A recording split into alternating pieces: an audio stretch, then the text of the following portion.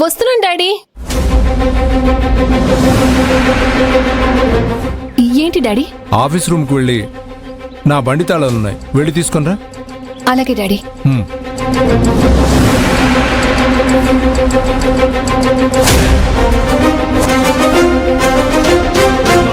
ఇప్పుడు మా నాన్న దానకర్ణుడిలాగా దానికి బండి దానంగా ఇస్తున్నాడు కాబోలు.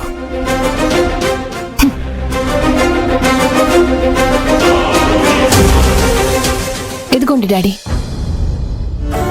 చూడమ్మా, నువ్వు బండి కోసం ఎవరి ముందో చేతులు చాపాల్సిన అవసరం లేదు.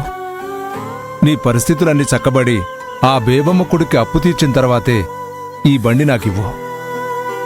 అప్పటిదాకా నీ సొంత బండిలాగా వాడుకో, సరేనా? అయ్యో, ఏంటమ్మా ఇది?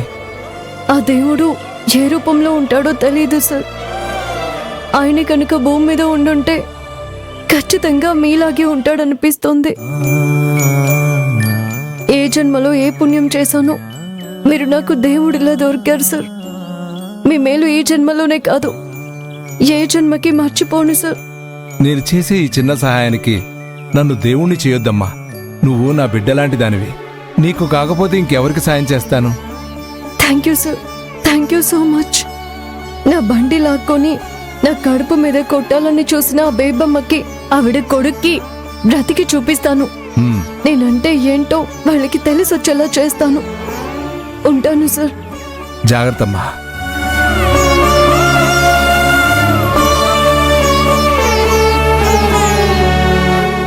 పాపం, ఆడపిల్లైనా అహర్నిశలు కష్టపడి కుటుంబాన్ని పోషిస్తుంటే అలాంటి అమ్మాయిని చూసి జాలి పడకపోగా తన మీద కక్ష కడతారా?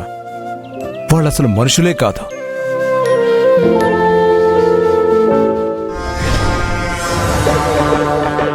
ఆ బేబమ్మ ఎవరో నాకు తెలీదు, కానీ కళ్యాణి చెప్పిన దాని ప్రకారం ఆ బేబమ్మ కూడా నాకులాగే కళ్యాణి మీద పగతో రగిలిపోతోందని మాత్రం అర్థమవుతోంది. కాబట్టి కళ్యాణి ఆవిడని అరెస్ట్ చేయించింది. అందుకు ప్రతీకారంగా ఆవిడ కళ్యాణి బండి లాక్కొని దాని కడుపు మీద దెబ్బ కొట్టింది. సో ఆ బేబమ్మను నేను కలవగలిగితే కళ్యాణిని స్టేట్ టోర్నమెంట్స్కి రాకుండా ఆపాలి అన్న నా ప్లాన్ వర్కౌట్ అవుతుందనిపిస్తోంది. ఖచ్చితంగా ఆవిడ్ని కలవాలి.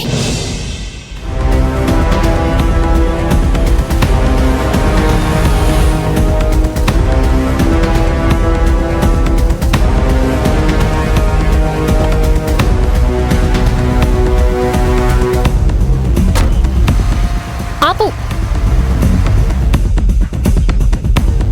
ఈ ఏరియాలో వడ్డీ వ్యాపారి బేబమ్మ గారి ఇల్లుందని చెప్పారు. ఆ ఇల్లు మీకేమైనా తెలుసా? నాకెందుకు తెలీదు? ఆమె దగ్గర అప్పు చేసి అడుక్కు తినే ప్రతి ఒక్కరికి తెలుసు. అదిగో అదే ఇల్లు. వెళ్ళరండి. Thank you.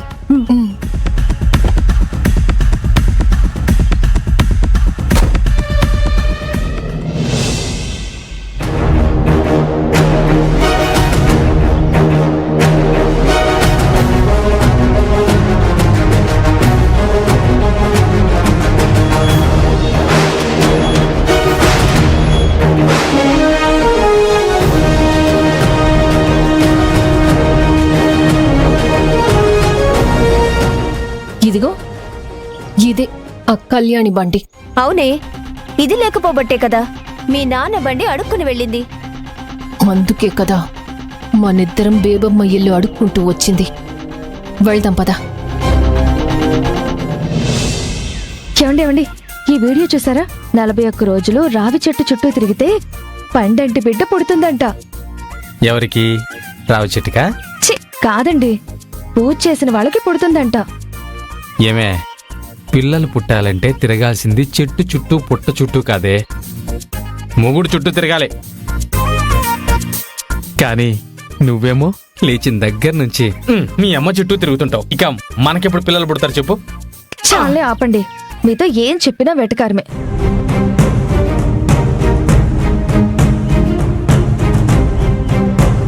నమస్కారం అండి.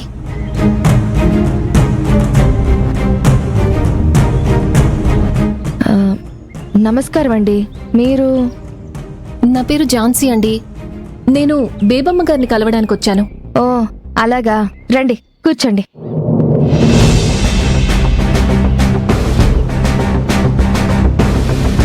కూర్చోండి. అమ్మా, అమ్మా, నిన్ను కలవడానికి ఎవరో ఇద్దరు అమ్మాయిలు వచ్చారు. త్వరగా రా అమ్మా.